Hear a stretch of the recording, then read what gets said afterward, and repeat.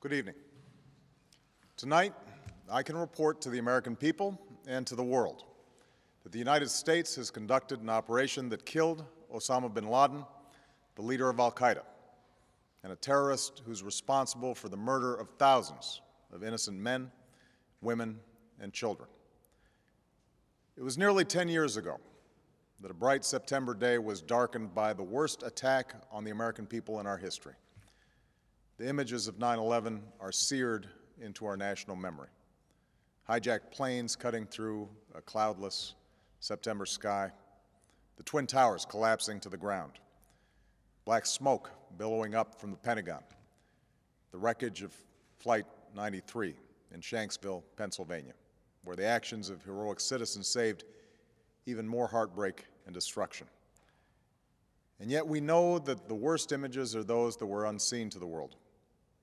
The empty seat at the dinner table, children who were forced to grow up without their mother or their father, parents who would never know the feeling of their child's embrace, nearly 3,000 citizens taken from us, leaving a gaping hole in our hearts. On September 11th, 2001, in our time of grief, the American people came together. We offered our neighbors a hand, and we offered the wounded our blood. We reaffirmed our ties to each other and our love of community and country. On that day, no matter where we came from, what God we prayed to, or what race or ethnicity we were united as one American family. We were also united in our resolve to protect our nation and to bring those who committed this vicious attack to justice. We quickly learned that the 9/11 attacks were carried out by al-Qaeda, an organization headed by Osama bin Laden, which had openly declared war on the United States and was committed to killing innocents in our country and around the globe. And so we went to war against al-Qaeda to protect our citizens, our friends, and our allies.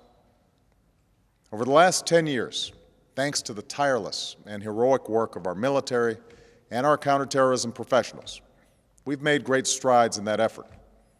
We've disrupted terrorist attacks and strengthened our homeland defense.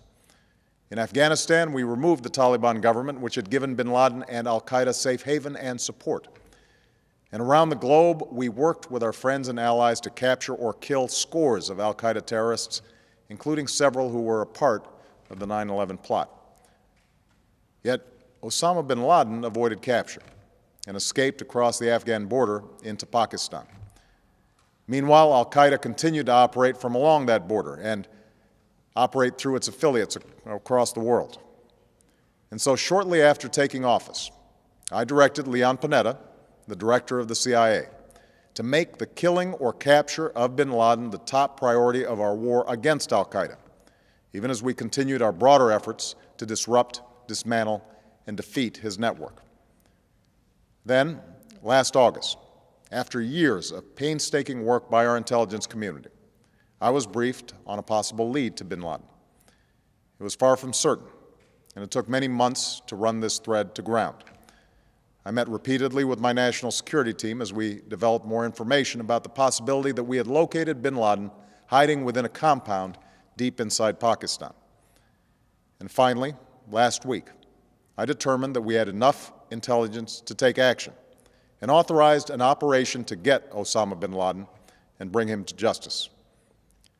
Today, at my direction, the United States launched a targeted operation against that compound in Abbottabad, Pakistan.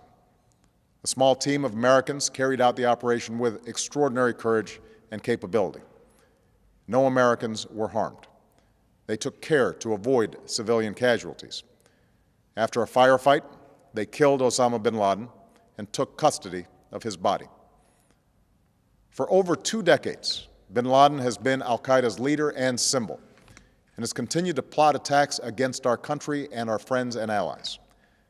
The death of bin Laden marks the most significant achievement to date in our nation's effort to defeat al-Qaeda.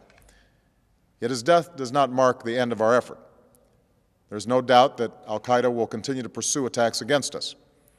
We must, and we will, remain vigilant at home and abroad.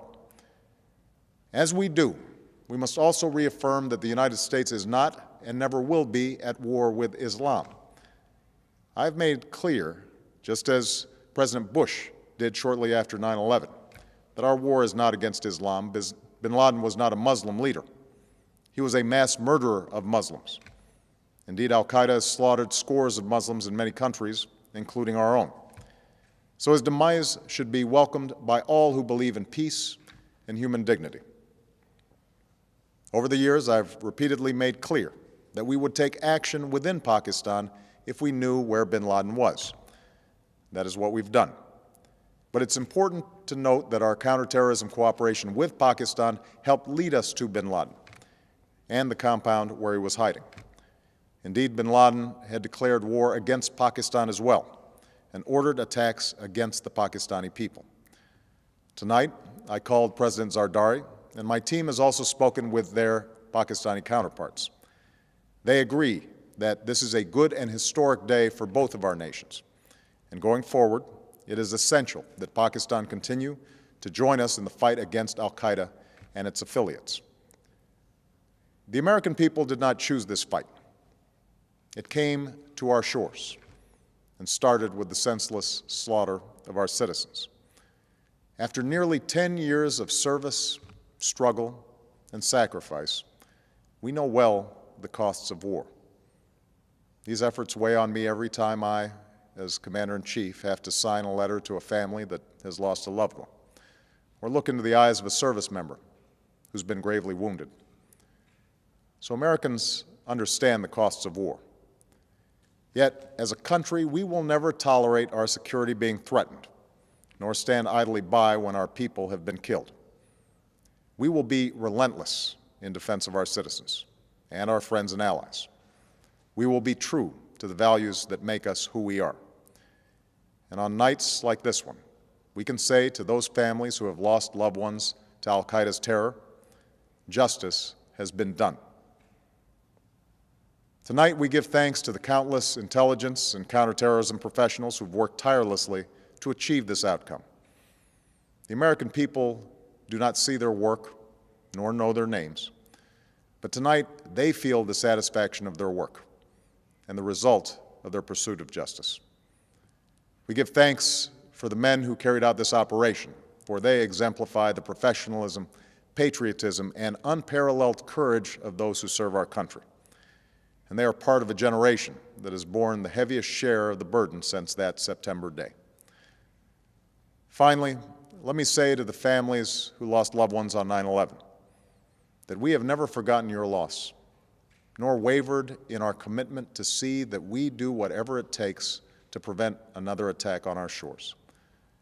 And tonight, let us think back to the sense of unity that prevailed on 9/11. I know that it has at times frayed, yet today's achievement is a testament to the greatness of our country and the determination of the American people. The cause of securing our country is not complete, but tonight we are once again reminded that America can do whatever we set our mind to. That is the story of our history. Whether it's the pursuit of prosperity for our people or the struggle for equality for all our citizens, our commitment to stand up for our values abroad, and our sacrifices to make the world a safer place. Let us remember that we can do these things not just because of wealth or power, but because of who we are.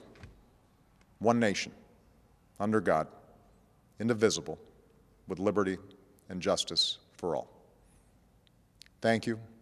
May God bless you, and may God bless the United States of America.